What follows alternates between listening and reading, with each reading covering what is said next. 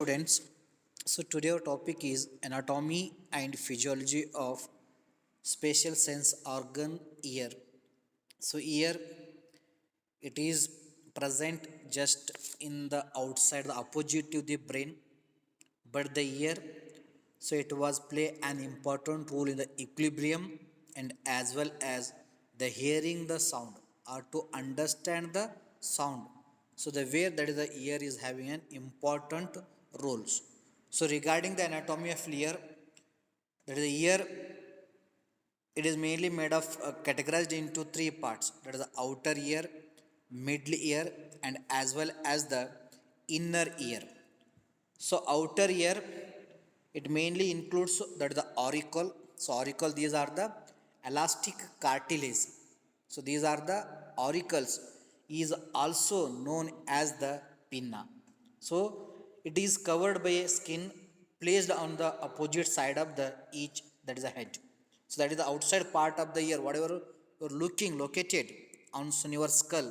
So that is known as the pinna. So this pinna, it was made up of the special type of the gut tissue that was known as the elastic cartilage. It can covered by a, that is skin. And the second part of the outer ear, that is the auditory canals. So the auditory canals, it is the lie within the temporal bones. So auditory canal is also known as the ear canal. So it is lies within the temporal bones. So this canal, it was helpful for the passage of the sound waves towards the mid ear or towards the eardrums. And the canal is also containing the special type of the gland. So those are known as the ceruminous gland. So these ceruminous gland, so they can secrete the wax. So whatever the wax, so that was present in our ear, so that was secreted from the special gland. So those are located or present in the auditory canal, and those are known as the ceruminous gland. And next part of the outer ear, that was known as the eardrum outer layer. It is also called as the tympanic membrane. So this eardrum, it was play an important role in the detections of the or in the hearings. So the tympanic membrane, it was mainly made up of the simple cuboidal epithelial tissue. The simple cuboidal epithelial tissue, so they are responsible formations of the one membrane. So inside the between the outer ear and the starting of the mid ear, so that was known as the eardrum or tympanic membrane. And the tympanic membrane, it was having the capability or it is helpful for change the sound energy into a mechanical energy. Whatever the sound, so they having certain energy. Okay, so due to that energy, so we cannot hear anything. Okay, but the when the sound waves with the energy, so they are hit or struck on the tympanic membranes. Okay, so then only that tympanic membranes, it can convert, that is the sound energy into mechanical energy. So that mechanical energy, it was create the certain vibrations. Then those vibrations, some are low frequency according to the frequency of sound, and some are high frequency. Okay, low frequency sound, so they hit with low frequency, and high frequency sound on the eardrum, they hit the highly. So they can create the low vibration as well as high vibration. So that was the mechanical energy. So that is the role of the eardrum. So that mechanical energy further, it was helpful for the hearings. And the second parts of the ear, that was known as the middle ear. So the middle ear, it mainly includes the eardrum, the inner part of the eardrum. So outer part, so that was present in the outer part of the ear, and inside, that is the inner, that is inner eardrum layers. Then it is same. It is the function was similar to the, that it is the same part of the outer eardrums, or it is the tympanic membranes. The next one is the cavity. Okay, so this cavity, Okay, it is known as the tympanic cavity. So it consists of the ossicles.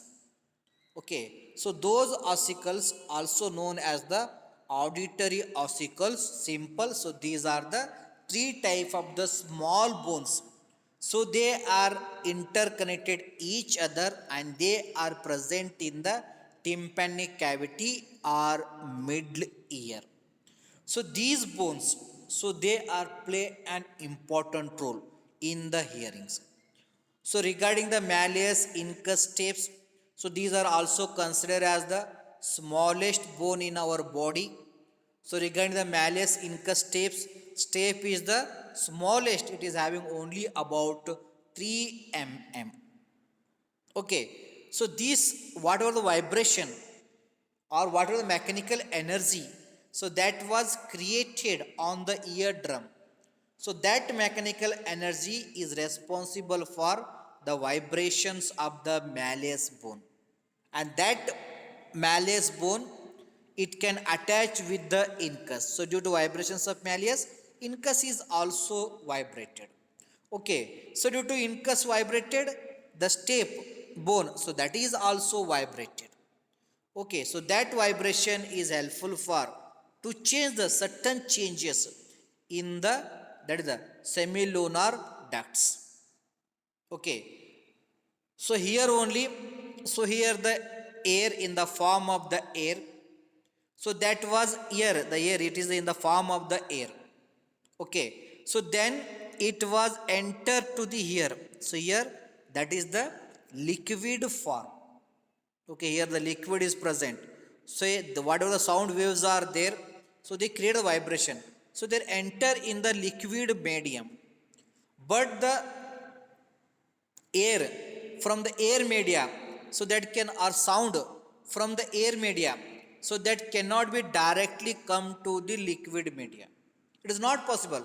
What are the sound waves, so they are present in the air, so those molecules sound waves, so they cannot enter into the liquid media. So that's why, so this middle area here, it was consist of the certain solid materials, so that was helpful for, so that the sound waves from air to enter in the solid media, then it can enter in the liquid media. So that's why the middle ear, it was play an important role in the hearing to transport the sound waves from air media into the liquid media. So due to the presence of the certain solid materials in the, that was in the tympanic membrane, a tympanic cavity, or in the middle ear, nothing but malleus, incus and stapes, so they can convert, so they can transport the sound waves to the semilunar ducts or in the form of the liquid medium. So next it is the inner part of ear, that is the inner ear. So this inner ear, it mainly consists of the oval window. Okay, so this oval window, it can connect the middle ear, so that of with the inner ear. Then next one is the semicircular ducts. So these semicircular ducts, so it consists of the fluid. Okay, and it is connected with the cochlea and as well as the nerves. Okay, so these semicircular ducts is also send information regarding the balance and head position to the brain also. And also the semicircular ducts, it can convey the vibrations from the stapes bone into the towards the cochlea or towards the, that is the cranial veins. Then the cochlea, it is a spiral shaped organ of the hearing. It can transfer sound into signals, then it can send to the brain. From the semicircular ducts, it can collect the sound waves, then it can convert it into a signals or simple action potential or impulses, and those are transported or sent to the brain, so with the help of the eighth cranial nerve. So next one is the, that is the auditory tube, also known as the Eustachian tube. So this is the tube, that is the auditory tube or Eustachian tubes. So whatever the vibration or changes is occurs in the semicircular ducts. So those vibrations, so they are removed, and as well as certain secretions from the ear that was secreted in the nose. So with the help of the auditory tubes or Eustachian tube. So what the liquid was present, if it is excess, then what was secreted or drained into the mid layer or into throat behind the nose. So that is one of the role of the auditory tubes or Eustachian tubes. So next we learn regarding the physiology of hearing. So dear students, so hearing it is one of the process, so that was helpful for to detect the sound. So whatever the sound, so that was enter into the ear, so that was hear or understand the language. So with the help of the series of event, so that was taken place in the inner ear as well as mid layer and as well as in the innermost ear. Okay, so due to that, the changes in the external ear to inner ear to the in mid ear, so those vibration, so then finally, so they are converted into a action potential, and those action potential, so they are reaches to the CNS, then only we can recognize the sound. So the first event regarding the physiology of hearing, so that was occurs in the external ear.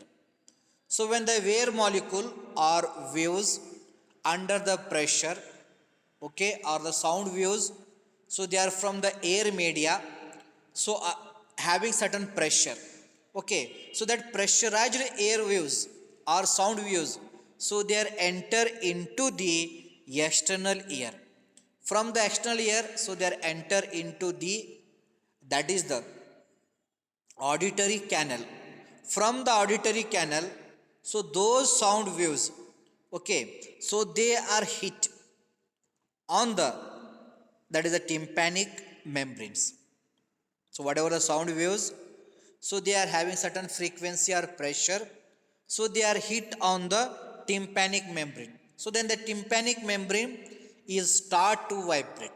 Certain sound waves having the low frequency, then it can cause the low vibration, and certain sound frequency are the high frequency, so then the tympanic membrane vibrated the highly. So according to sound waves, the tympanic membrane can be vibrated. Due to low frequency waves, low vibration is occurs, and high frequency waves, high vibration is occurs. So due to, so these waves, so then they are hit on the tympanic membrane, the tympanic membrane can be vibrated.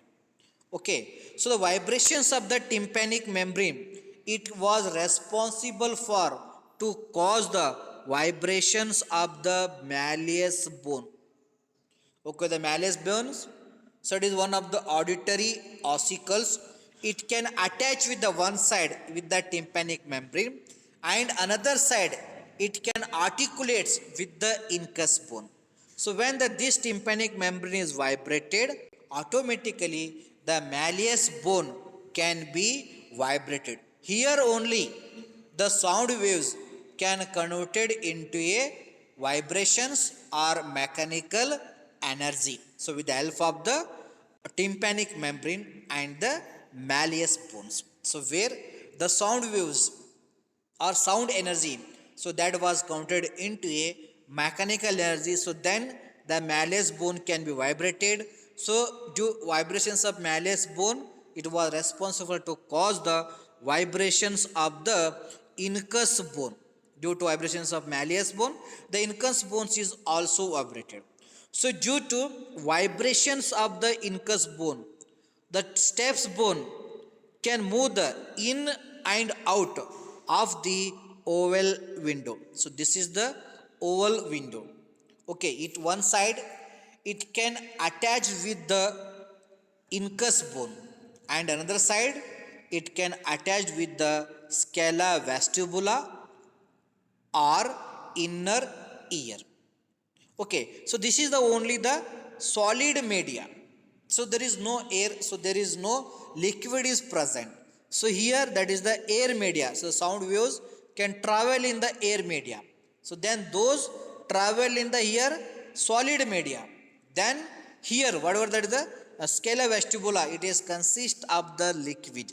Then the sound waves, so they are enter in the liquid media. So that's why the mid layer, it was helpful for the transports of the sound waves from air media into the liquid media, because the direct sound waves cannot enter into liquid media. So only the mid ear, so that was helpful with the help of the, so these bones. So due to vibrations of the incus bone, so that can cause the movement of the stapes bone in and out of the oval window.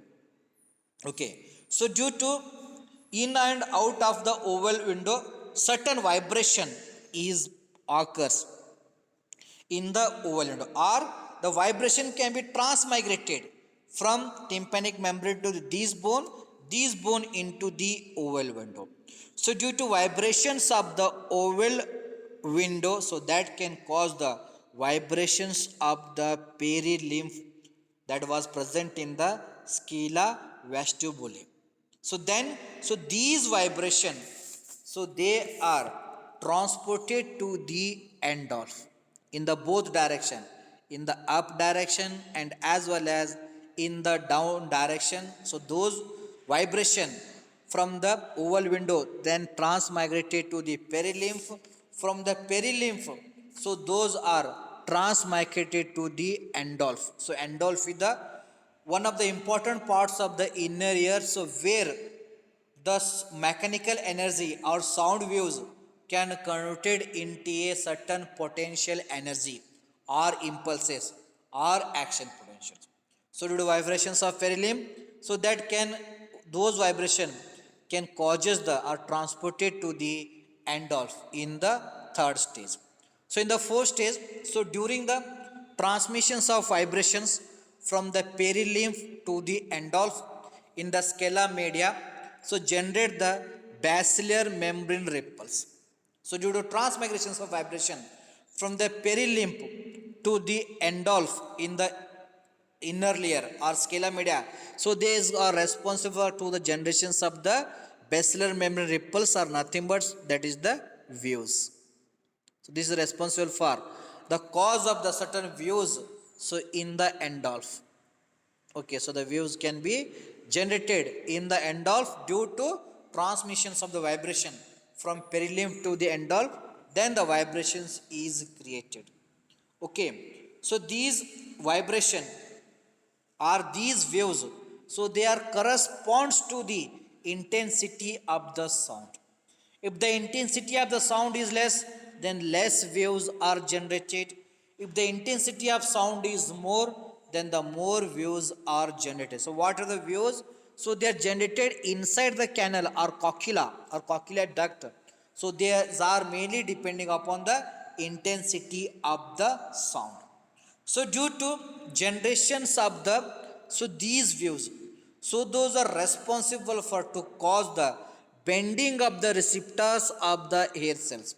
So inside the cochlear ducts, certain hairs are present. So when the waves are generated, so those are responsible for to cause the bending of the receptors of the hair cell organ of the corti. So corti is the one of the important part of the inner ear. So that was convert waves into a potential.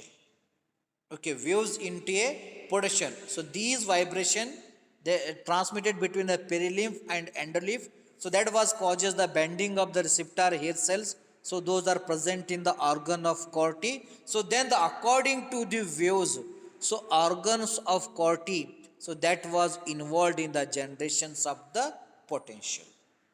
Okay, so in the next step, so whatever the potentials were generated in the organ of corti of the inner ear, so that potential exists to the cochlear nerve. So these are the cochlear nerve. So whatever the action potentials are generated here, so that was transmigrated or enter into the cochlear nerve. So then the cochlear nerve, so those are involved in the generations of the action potential. Okay, so then these action potential is carried towards the auditory area of the CNS. So brain, that is cerebellum or cerebral cortex, it was mainly consist of the various area. Among them, auditory area is also present in the temporal lobe of the cerebral cortex. So that temporal lobe, it consists of group of the neurons. So that neurons function is, so they are involved in the physiology of the hearing. So those areas, so those are known as the auditory area. Okay, so these auditory areas, so they can guard the reduce the action potential from the organ of corti or from the inner ear with the help of the vestibulocochlear nerve or eighth cranial nerve. So that eighth cranial nerve, it carries the action potential that was generated according to the frequency or intensity of the sound. Then, so those are counted into information in the form of the impulses or action potential. So that was reaches to the auditory area of the CNS that was located in the temporal lobe. So then the temporal lobe, it was involved in the recognitions of the sound. What sound is having? It is occurs in the millisecond. So then only we can recognize the speech or sound or anything. So that was we can hear. So like that, so the hearing can be occurs due to movement of the sound waves towards the tympanic membrane, then cause the vibration. So that vibration transmigrate to the malleus bone incus, then the steps. So due to steps, the whole window can be vibrated. So that vibration can transport to the perilymph. From the perilymph, that was transported to the endolphin. So then the endolphin that was responsible to generations of the potential. So that potential can reaches to the our auditory area. So with the help of the eighth cranial nerve. So like that, the hearing can be occur. So then only we can recognize the sound. So next ones we can study regarding the special senses like skin. Skin is also considered as a organ or system. Skin is the largest organ of our body. It is the outer layer of our body. The skin, its major function is it can protect the our body from the chemical injury, so as well as the physical injury, or it can helpful for to framework of the our body. So that is the role of the spatial senses skin. Okay, so regarding the anatomy and physiology of skin, skin is the largest organ of the body. So about 50% 15% of the total body weight, so that can occupy by the skin. So this is the typical structures of skin. The skin is made up of the three layers, that is the epidermis, that is the outermost layer. It is also waterproof. It can avoid the, or it can protect the our body from the water also, because it is the waterproof, acts as a waterproof. And that epidermis, it was consist of the special type of the cells. So those are known as the keratinocytes. So that keratinocytes, it was secreted the protein keratin. It is a hard proteins. Okay, that is hardness of the upper layer of skin, that is due to keratin. So that was produced by the keratinocytes of the skin or epidermis. And then the epidermis, it was made up of the five sublayers, that is the stratum basilae, stratum spinosum, stratum granulosum, stratum lucidum, and stratum corneum.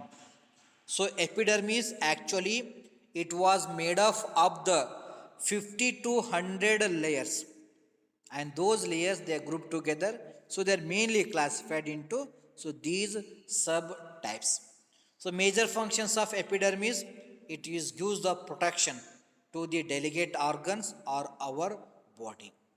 And this epidermis, every 28 days, within 28 days, it will be the renew. Okay, so when the on your skin certain rashes is occurs in every month. So that is the denotations or indications of the renuvizations or renew of the epidermis. So in the normal individuals, so within 20 days, 28 days, so that epidermis was regenerated or re-renewed. Okay. So then the another layer of the skin that was known as the dermis. So dermis is also known as a true skin. Okay. So this epidermis, it do not contain any blood circulations.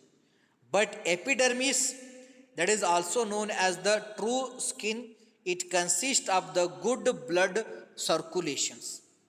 Okay. So dermis, it was present just beneath the epidermis or just below the epidermis. So the dermis, it was made up of the tough connective tissues. The dermis also containing the hair follicles or hair roots. So that was helpful for the generations of the hairs on the skin, and those hairs are also give the protection to the our body from the cold or any other things. Okay, so those hair follicles, so they are located in the dermis, and as well as the dermis, it can containing the consist of the special glands. So those are known as the sweat gland. So these sweat gland, so they are involved in the sweating process. So that sweating process is helpful for the loss of the excess heat from the body. Okay, so the third layer of the skin, so that was known as the hypodermis. Okay, so hypodermis, it is deeper to the dermis, just below the dermis. So that is the, this is the locations of the hypodermis.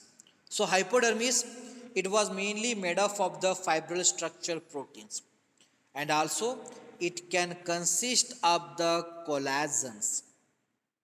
Okay, so that collagen, once again, it is play an important role in the heat generation or to give the protection to the body. Okay, our strength of the skin, so that was also depending upon the collagen, so that was present in the hypodermis. So as the age is going on, the collagen deposition in the skin, so that was decreases.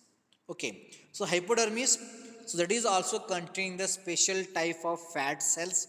So those are known as the lipocytes. So excess of the fat, so that was stored in the hypodermis. So during the cold, so those that is the lipocytes, so they are brushed out and they release the lipid, and lipid can undergo the metabolism and generate the heat. So that heat is essential for the to maintain the normal body temperature. So like that, so our skin is mainly made up of the three layers, that is the epidermis, dermis and hypodermis. The outermost layer, okay, so that was known as the epidermis, and the mid layer, so that was known as the dermis or also known as the true skin, and innermost layer, okay, so that was known as the hypodermis. So here the epidermis, so they do not contain any blood circulations, but dermis, hypodermis, so they will be having the good blood circulation. So regarding the dermis, hypodermis, so hypodermis, it consists of the fat or collagens, or it consists of the it can provide the depositions of the fat due to presence of the fat cells like a leukocytes. Okay, so the pH of our skin is, it is acidic in nature, that is 4.5 to 6.5, that is the pH of the skin. And skin color is a black, or it is a slightly black or brown. So that is the color of the skin, that was mainly depending upon the melanocytes. So those are present in the skin. So those melanocytes, they are involved in the secretions of the melanins. So the melanin is more secreted, mean the skin color become the blacks. If it is less secreted, means the skin become the white. So those are hard worker. So those are work under the field or in the sunlight. So they are always the black color, because that sunlight, they can stimulate the melanocytes and the more melanin can be secreted. So that is the skin color is also reflects on the nature of the work. So those are the hard worker. So they always work in the sunlight. So definitely, so they are the black in color due to secretions of the more melanin. So this is the regarding the anatomy of the skin. Okay. Next one is the so regarding the physiology or function, skin play an important role in the protection as well as thermoregulation, sensation, then detections of sensation and involved in the vitamin D synthesis and also involved in the excretion and absorptions of the certain substances. Then also it will be involved in the psychological and social functions. So next one is the that is the physiology of touch. So the physiology of touch, if any we can touch the object, our brain can be feel the which object we can touch, whether it is a cold, whether it is a heat, whether sharp. Okay, so that touch in our body, so that was regulated by the two pathway. One is the spinothalamic pathway, that is the spinal cord, and thalamus. So those are involved in the regulations of the touch, and as well as the dorsal column pathway. So that is the once again spinal cord, then midbrain, as well as thalamus. So they are involved in the formations of the dorsal column pathway. So that column pathway is also involved in the regulations of the touch. So regarding the physiology, so pain, temperature, touch, pressure and sensation. So that was regulated through a spinothalamic pathway. So in the skin, the various receptors are present. So those are pain receptor, thermal receptor and touch receptor and mechanoreceptors. So pain receptors, so when the pain is occurs, so that can pain can converted into a information or impulses. So that is the role of the pain receptor. And thermal receptor, so when we are exposed to the cold or we can expose to the high temperature, so that was detected by the thermal receptor, and then that thermal energy was converted into a action potential or impulses. So that is the role of the thermal receptor. And a touch receptor, so when we are touching something, okay, some vibration is occurs. So those touch information was converted into impulses. So that is the role of the touch. And mechanoreceptors, that is the movement of the hand and movement of the legs. So those are detected and converted into a impulses. Okay, regarding the pressure is also because due to certain movement the pressure was generated. So that was detected by mechanoreceptor and converted into a impulses. Okay, so those converted message, so those are reaches to the our thalamus. Thalamus was involved in the detections of the so these pain, temperature, touch, pressure sensation with the help of the cerebral cortex, or it can send further message to cerebral cortex or hypothalamus. So then only those are involved in the regulations of pain, body temperature, touch, and as well as the pressure. So that pathway is known as the spinothalamic pathway. The spinothalamic pathway, so that was originates in the two pathway are subdivided in two paths, that is the anterior spinothalamic tract and as well as the lateral spinothalamic tract.